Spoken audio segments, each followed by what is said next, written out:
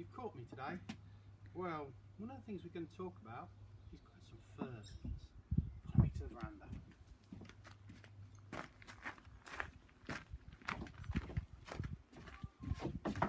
Sit yourself down. There, that's well.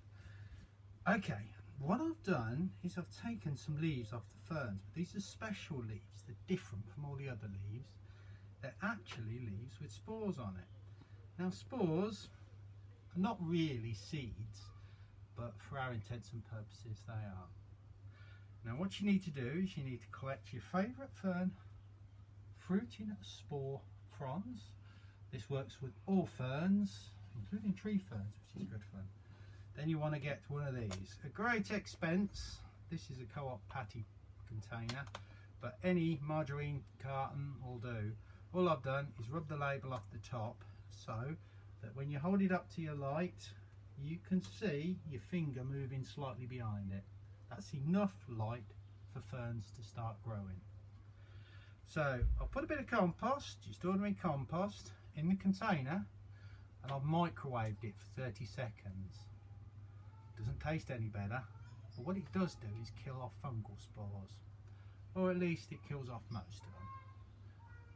A little bit of compost, let it cool, and then you get your fern fronds and you knock them, and believe it or not, there's dust coming off them. Not much, doesn't take much, just tiny amounts. And these are the spores. They're all falling over there. Try not to get any bits of fern on it, because anything that goes rotten will slow down ferns. So we've got loads of fern spores on this. This one is a Blechnum chiliense. It's a fantastic looking fern. And it grows a bit like a tree fern that you can grow outside. So now you've got your dust sitting on top of your compost. Put the lid on. Find a north facing window, one that doesn't get sun, and leave it. In about 3 months time, you'll have something that looks like tiny minute lettuce leaves growing on it. And as they grow, they'll get bigger and bigger, and all of a sudden fern leaves will start to pop out. And when the fern leaves start to pop out, and you've got about 2 or 3 leaves on that little fern sporophyte it's called, then you can prick it out and put it in a pot. Remember, it's come from a very humid environment. You do not want to dry it out, so probably put it in a pot in a plastic bag. Eventually you may end up with something like this. This is a fern, and this one you can see down garden centres for sale for about £1, sitting in a pot. Ugly looking things they are, however they are fantastic. This is one of the staghorn ferns, the platyceriums, and all I've done is cut a plant pot in half, put some compost in it and screwed it to a piece of wood. And what I do every week is stick this wood in a bucket of water, and that's how I water it. As the plant grows, it makes this really large, unusual leaf, and it will grow over the pot and along the wood. These grow in Australia and some other tropical countries, and they grow on the sides of trees, and they catch leaves and bird droppings just in this little rosette, and that's how they feed. They grow quite slowly, and they are quite tough, and they're ideal for a kitchen or a bathroom. Living room, it's a bit too dry for them, but kitchen and bathroom, they will love it. And also they don't need a vast amount of light. Right, enough about ferns. I'm going to talk about 1 or 2 other things. Now, if you want to grow oranges, lemons, limes, have good fun doing them. They're all good. Nice clean plastic bag, bit of compost, put it in the bag. Ever so easy one this. Till you've got a couple of handfuls in the bag, shake it out like that.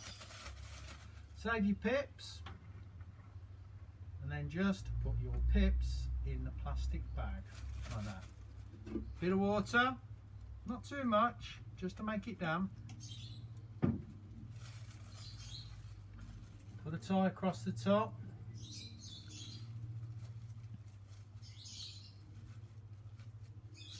And I quite often put the tie, do a little double tie, so I can hang it then on any nail I see convenient, and it can sit in the house somewhere, on the side of a shelf, whatever. You don't have to water it, it's just a waiting game now.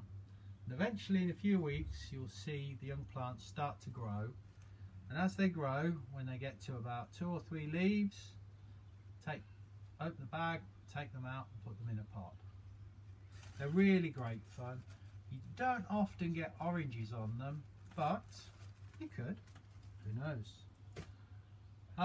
Another thing I wanted to talk about, this is again in our kitchen and growing plants, and this one is a messy one. Everybody knows you can grow from a pineapple top another pineapple, and it may indeed grow you another pineapple on top of that.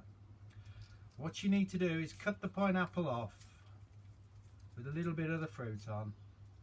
Take that off, and here comes the fun bit. You have to peel all of these little leaves off. Right? And keep on going like that until you've taken them all off. Take the meatiest part of the, I don't know what you call it, almost a choke off. That wants to come off as well. And keep the leaves off. And here you can start to see them appear now. There you go. If you can come in closely on that, and you'll see these are the baby roots beginning to grow. The roots grow from around the outside. They don't grow from this part. This part is now the toughest bit you've got, because this is going to attract all the little maggots, all the little flies that want to come and eat it, because it stinks of fruit. This needs to dry off, possibly a day, possibly a couple of hours, and then you can put this in soil.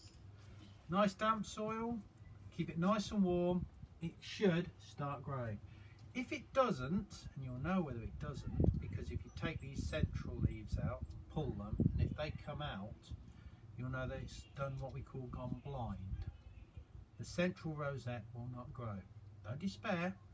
What you've got to do is still put it in the soil, and you'll find it will start growing, start greening up, and then you'll find some big shoots appear at the base. And these will be your new pineapple plants, and you can grow from them. And they're easier to root, easier to grow, and grow faster. But if the central one grows, grow that. Should take you about 2 years in warm conditions, in a house. I've seen it done before, where you have little pineapples growing on top. What they taste like, I don't know. But we've got a whole nest of these at school, growing away nicely. So in a few years, hopefully we'll be able to raffle one for some school funds with a pineapple growing on top of it. How good is that? Okay, well, I'll find some more things to do in the kitchen, and we'll get back to that possibly next time. Don't be despairing if some of the seeds you plant don't grow.